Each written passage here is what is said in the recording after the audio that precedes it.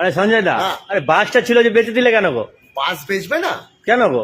আরে শোন, বলো। আমারাটি থেকে এক বুড়ি উঠেছে। হ্যাঁ সেই বুড়ি উঠে আমার যে বাসের কন্ট্রাক্টর, হ্যাঁ। তাকে বলছে বাবা শ্যামবাজার আসলে আমার বলবা। হ্যাঁ তো আমার কন্ট্রাক্টর ভেবেছে বুড়ি শ্যামবাজার আসলে নামবে। হ্যাঁ ও কি করেছে খেয়াল করেনি, বিভিন্ন টিকিট কাটতে কাটতে কাটতে কাটতে ভুলে গেছে। হ্যাঁ। এবার বাস 100 পিস আগিয়ে গেছে, ফরিয়াপুকুর চলে গেছে। হ্যাঁ। ওইখানে গিয়ে আমার কন্ট্রাক্টর দেখেছে যে বয়স্ক মানুষ, হ্যাঁ। হ্যাঁ ওখানে নামায়নি। আমার ড্রাইভারটাকে বলেছে কি মন্টু, হ্যাঁ। মন্টুকে বলেছে কি যে তুই একটু বাসটা একবার ঘোরা। হ্যাঁ। মন্টু বলছে কেন ঘোরাবো কেন? হ্যাঁ। বলছে না ওই মাসিমাকে শ্যামবাজার নামাবার কথা ছিল, হ্যাঁ। মাসিমা নামতে পারেনি, বুড়ি মানুষ কোথা থেকে কোথায় চলে যাবে বাবা, হ্যাঁ। তার থেকে বাসটা একবার ঘুরিয়ে নাও। তারপর? এবার বাস যখন ঘুরিয়েছে, হ্যাঁ। শ্যামবাজার এসছে, মাসিমাকে বলছে মাসিমা শ্যামবাজার, হ্যাঁ। শ্যামবাজার।